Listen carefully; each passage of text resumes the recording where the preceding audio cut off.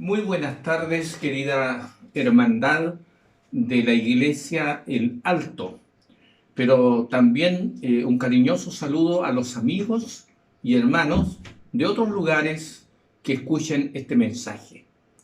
Que el Señor les bendiga grandemente en este día miércoles de oración y de testimonio.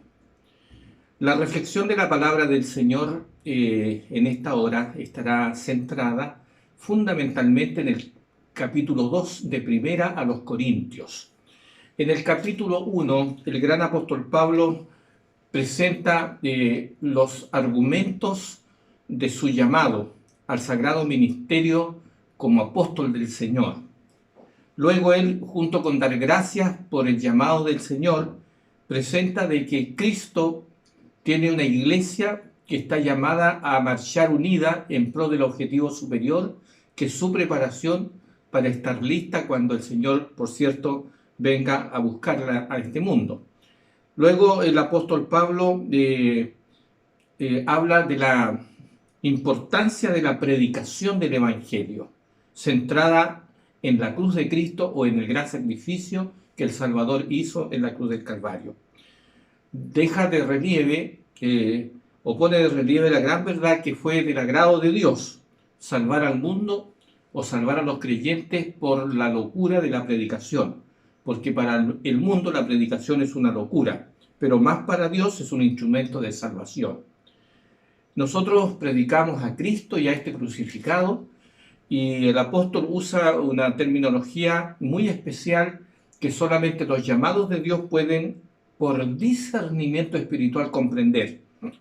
Él llama o usa el término los llamados para referirse a la iglesia, a esa comunidad de creyentes que ha respondido al llamado del Señor.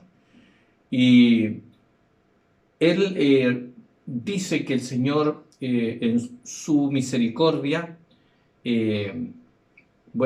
llamó a lo necio del mundo para avergonzar a los sabios, queriendo decir con esto que muchas de las responsabilidades que el Señor le confía a ciertos liderazgos de la iglesia son personas que vienen de la situación más humilde o modesta en este mundo. Es casi la excepción el encontrar personas muy capacitadas que Dios pudo usar maravillosamente en su santa causa. Uno de ellos, ciertamente, ¿cierto?, como la excepción especial, es el apóstol Pablo. Luego de definir a Cristo como la sabiduría de Dios encarnada, como la justificación, la santificación y la redención obrada por ese ser maravilloso, le recuerda a la iglesia en el capítulo 2 lo que él tenía en mente cuando estuvo allá en Corinto predicando el evangelio del reino para la salvación de las personas que están considerados entre ese grupo especial, los llamados de Dios, que forman la iglesia del Señor. Dice así textualmente la declaración en Primera a los Corintios, capítulo 2, versículo 1 en adelante. Voy a ir leyendo algunos versículos, mis hermanos, y vamos a ir haciendo algunos breves resúmenes y haciendo ciertamente una aplicación para nuestra vida. Le recuerda a la iglesia de esta manera el gran apóstol Pablo. Dice así que, hermanos, cuando fui a vosotros para anunciaros el testimonio de Dios, el testimonio de Dios aquí es el Evangelio, el mensaje que él recibió como apóstol del Señor, ¿cierto?, para comunicarlo al mundo. Y le recuerda a la iglesia, yo cuando fui a cumplir este cometido, no fui con excelencia de palabra o de sabiduría, es decir, el mensaje que ustedes escucharon de mí no estuvo centrado, ¿cierto?, en exaltar una figuración humana para que ustedes me admiraran como yo hablo, nada de eso, muy por el contrario, él era un embajador del Señor y de una manera magistral, sabia y humilde le dice a la iglesia: pues yo me propuse no saber entre vosotros cosa alguna, sino a Jesucristo y a este crucificado. Habían muchas cosas que podían haber distraído el tiempo del apóstol allí en Corinto. Problemas a veces de carácter que tienen las congregaciones, a veces se forjan o surgen algunas divisiones al interior de algunas congregaciones, pero el foco del apóstol estuvo en la predicación, y en la predicación centrada en Cristo, y en la cruz del Calvario, en el gran sacrificio que fue consumado en esa terrible cruz cuando el Hijo de Dios entregó su vida por toda la humanidad, y fundamentalmente por su amada iglesia. Y le dice, yo estuve entre vosotros con debilidad y mucho temor y temblor. Es decir, ustedes reconocían que humanamente yo soy un hombre débil y tenía el temor de Dios y temblaba frente a la responsabilidad que sentía sobre mis hombros. Y ni mi palabra ni tampoco mi predicación fue con palabras persuasivas de humana sabiduría, sí, sino con demostración del Espíritu, ¿cierto? Y del Espíritu y del poder del Espíritu. En otras palabras, todo cuanto él hacía en su vivir, en su obrar, en su hablar, en comunicar el mensaje, lo hacía, ¿cierto?, como un instrumento en las manos del Espíritu Santo. Y el mensaje que él transmitía tuvo poder porque él era un instrumento del Espíritu. Y le sigue recordando, para que vuestra fe no esté fundada en la sabiduría de los hombres, sino en el poder de Dios. Qué claridad de mente tenía este siervo del Todopoderoso, el gran apóstol Pablo. Él estaba preocupado que la iglesia, ¿cierto?, pudiera desarrollar esa experiencia salvadora, que es poner su confianza en el poder de Dios y no en la sabiduría de los hombres. Del mismo modo, hoy nosotros no podemos centrar, ¿cierto?, nuestra vida y nuestro destino en el poder humano o en fórmulas terrenas, sino en el poder de Dios y en el Evangelio de Dios, centrado en nuestro Señor Jesucristo. Para entender la importancia y la profundidad del significado que tiene el Evangelio del Señor, es menester que podamos recibir la sabiduría que proviene del mismo Dios. Nótese, amada iglesia, lo que dice en el versículo 6 hasta el 8. Sin embargo, hablamos sabiduría entre los que han alcanzado madurez, y sabiduría no de este siglo, ni de los príncipes de este siglo que perecen, mas hablamos sabiduría de Dios en misterio, la sabiduría oculta, la cual Dios predestinó antes de los siglos para nuestra gloria. En otras palabras, esa sabiduría que proviene de Dios es la que únicamente nos puede ayudar a nivel de nuestra mente, de nuestros sentidos, de nuestra capacidad de comprender el significado profundo y alto que tiene el gran plan de salvación revelado, ¿cierto?, por la palabra de Dios y centrado en el Hijo del Dios viviente, nuestro Señor Jesucristo, y en el gran sacrificio que Él vino a hacer por su iglesia. Ninguno de los grandes hombres de este mundo conoció la sabiduría que proviene de Dios, porque si la hubieran conocido, aquella misma generación que vivió en los días cuando Cristo vino al mundo, no hubiesen hecho lo que hicieron, llevar a la muerte, ¿cierto?, a aquel ser que era sin culpa. Antes bien, dice el apóstol, cosas que ojo no vio ni oído yo, ni han subido en corazón de hombre, son las que Dios tiene preparadas para todos los que le aman. Esta declaración se refiere a las profundidades, a los alcances, a la altura, a la anchura del maravilloso y del glorioso plan de salvación. Sus maravillas, su significado, sus implicancias, su alcance, son simplemente insondables y pueden ser discernidos únicamente por la dirección o por la guía, por la ayuda del Espíritu Santo, obrando en la mente de los creyentes, para que entiendan que las cosas del Señor son muy superiores en significado y mucho más maravillosas que toda otra cosa que nos pudiera ofrecer este mundo y esta vida sin Dios. Los que amamos al Señor comprendemos las profundidades del plan de salvación. Y dice en el verso 10 que Dios nos las reveló a nosotros por el Espíritu Santo. Porque el Espíritu es el que todo lo escudriña, aún lo profundo de Dios. Y como el Espíritu Santo, el Espíritu Eterno, conoce la mente de Dios, conoce a Dios, conoce los propósitos de Dios, Él nos reveló la voluntad del Señor. Porque ¿quién de los hombres sabe cuáles son las cosas del hombre, sino el Espíritu del hombre que está en él? Pregunta el apóstol. Así también nadie conoció la mente de Dios, sino el Espíritu de Dios. Y aquel que conoció la mente de Dios, es decir, el Espíritu Santo, ¿cierto?, nos reveló el significado y los alcances del Evangelio, de la salvación y de la redención y de la restauración eterna. Y nosotros, dice el apóstol, no hemos recibido el espíritu del mundo, sino el espíritu que proviene de Dios, para que sepamos lo que Dios realmente nos ha concedido, que es el máximo don, lo más precioso, lo más valioso, lo más grande que nos podía dar para comprarnos, para redimirnos nuevamente para su reino y prepararnos, ¿cierto?, para la patria celestial. Lo cual también hablamos no con palabras enseñadas por sabiduría humana, sino con las que enseña el Espíritu, acomodando lo espiritual, ¿cierto?, a lo espiritual. Nuestras conversaciones, nuestros temas, ¿verdad?, deben ser espirituales, mayormente espirituales.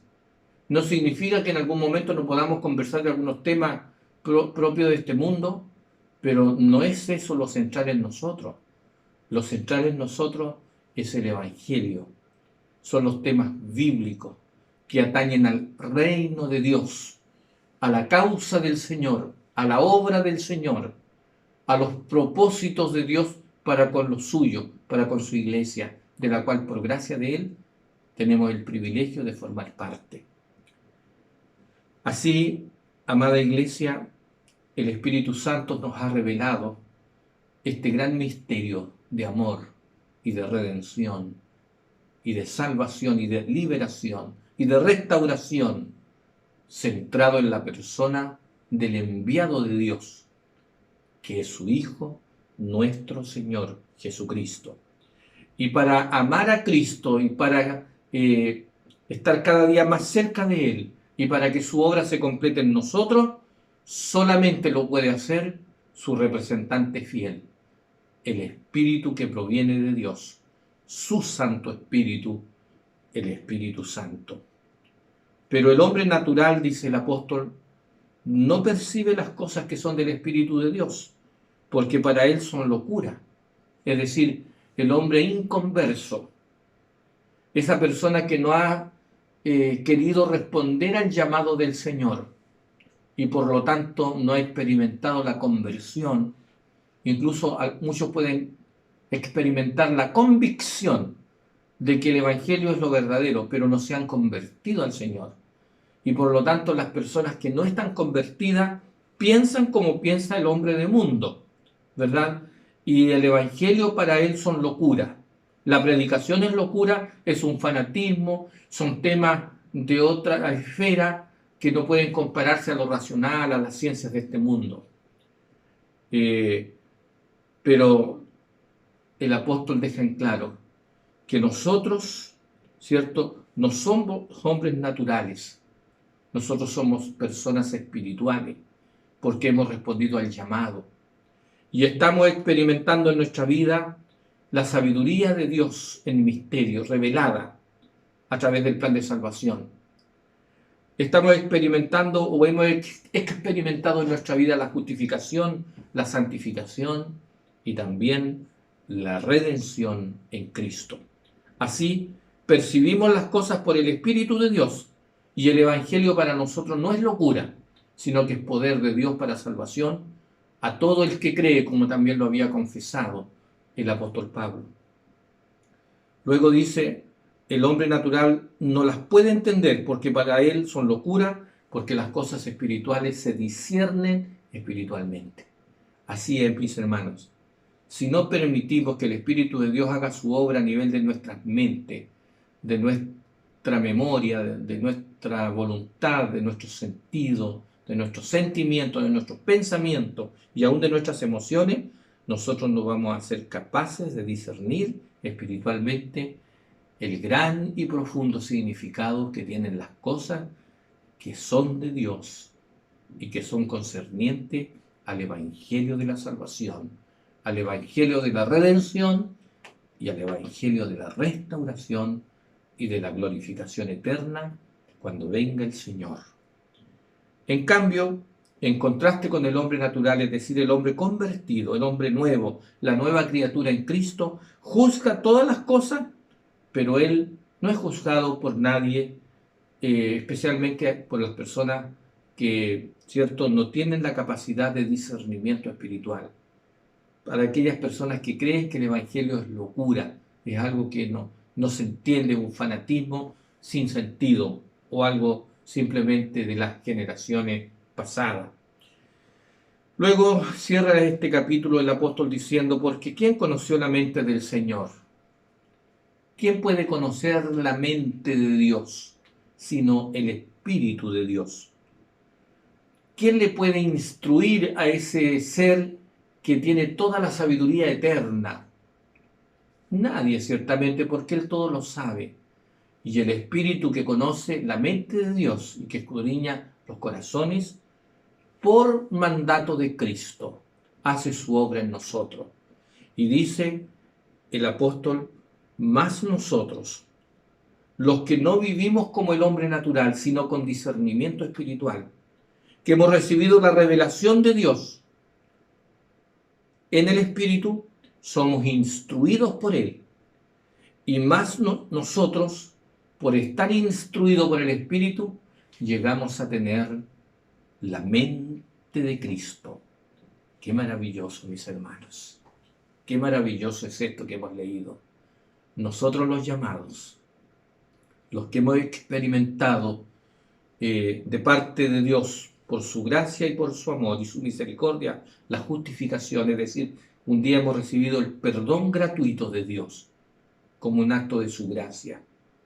Los que hemos sido santificados y continuamos siendo santificados, los que por gracia hemos sido comprados a precio de sangre, es decir, redimidos, y que estamos siendo restaurados, nosotros, los que creemos que la predicación no es locura, sino que es un instrumento de salvación, nosotros somos, a diferencia del hombre natural, los que tenemos la mente de Cristo y vemos esta vida pasajera en otra dimensión, en otra perspectiva, porque para nosotros, ¿verdad?, esta vida es solo un momento corto, breve, efímero, pasajero, porque la vida verdadera y la vida eterna, aunque podemos comenzar a vivirla acá, se proyecta un nuevo reino sin la presencia del pecado, donde allá nada ni nadie nos perturbará nuestra tranquilidad y donde por fin entraremos al gozo de nuestro Señor.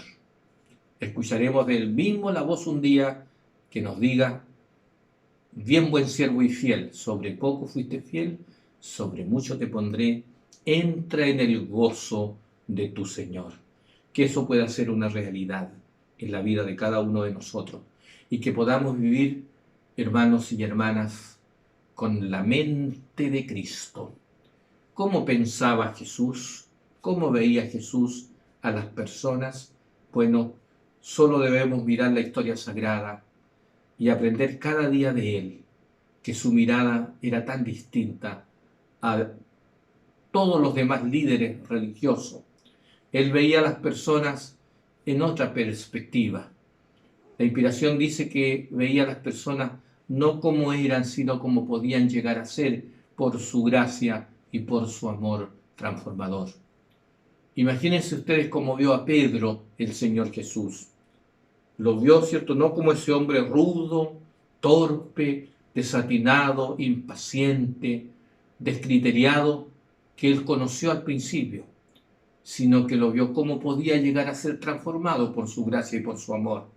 Y aquel hombre, cierto, rudo, incluso probablemente hasta grosero antes de su conversión, cobarde y mentiroso, iracundo, fue transformado en un nuevo ser, en un gran hombre de Dios, que usado por el poder de Dios, pudo ser un instrumento en las manos del Espíritu para que a través de él se predicara el mensaje de Cristo y miles de personas llegaran al conocimiento de la verdad.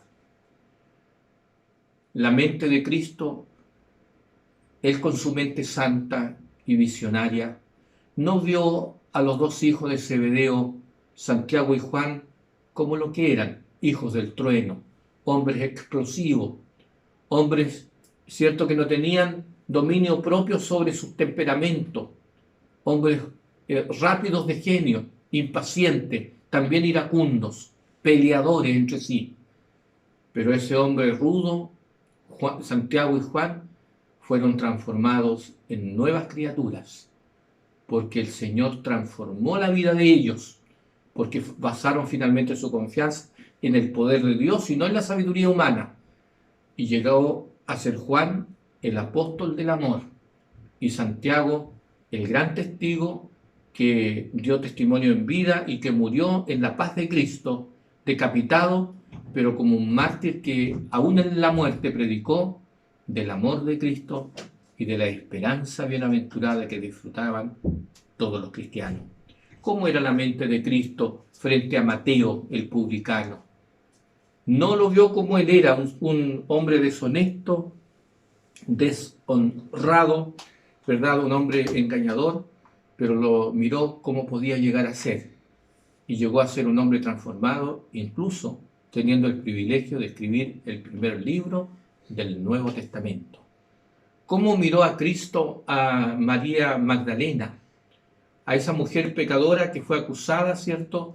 Que fue ridiculizada incluso por dirigentes religiosos? No como era, sino como podía llegar a ser. Hermanos queridos, nosotros que vivimos en la experiencia de los llamados, de los que hemos disfrutado de la justificación, de la santificación ahora y de la redención eterna, y que somos guiados e iluminados por el Espíritu Santo, somos los que tenemos la mente de Cristo. Y con esta mente tenemos que mirar a nuestros semejantes, a las personas que nos rodean, cómo pueden llegar a ser por la gracia del Señor. Que en este sentido, el Santo Espíritu, como representante del Padre y del Hijo, nos llene de la sabiduría divina para que podamos llegar a tener la mente de Cristo y con la mente de Cristo vivir y obrar para cumplir el propósito por el cual el Señor aún nos tiene en este mundo. Que la bendición de Dios sea con cada uno de ustedes, amados hermanos de la Iglesia El Alto, pero también de todos los hermanos y amigos que escuchen este mensaje. Que la bendición del Señor les acompañe ahora y por siempre. Amén.